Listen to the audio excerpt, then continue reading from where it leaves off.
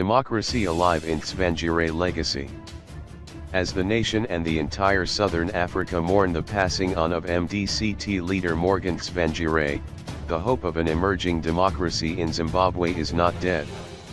The spirit and commitment to keep the hopes of a new democracy were shown by the current changes taking place, which were initiated by Tsvangirai. He leaves it to us to complete his mission.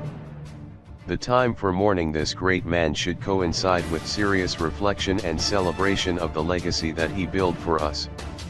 His death, coming as it does at a relatively middle age, should encourage us to always to groom young people to understudy our creative endeavors.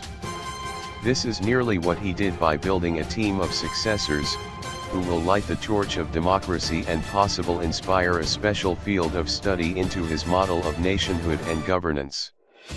There is a strong sense of humility that marks his life from gentle transition from trade unionism to active politics. Lessons learned are that an opposition politician can produce great impact in parliament and outside government and yet still remain relevant to the body politic. He managed to draw interesting parallels between his movement and other great opposition groups in the world. His networking and diplomatic capabilities were sharpened by passion and a deep sense of love for mankind. Being at the helm of the main opposition in Zimbabwe also translated into a global understanding of humble opposition leaders and how to deal with internal and external conflicts.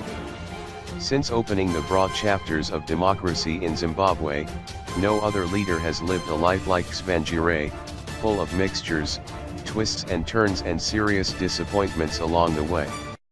It is interesting to note that he managed to score remarkable successes as Prime Minister amid serious setbacks that he managed to overcome.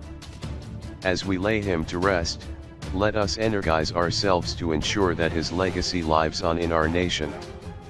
And indeed we must emulate this great leader to strengthen our democracy.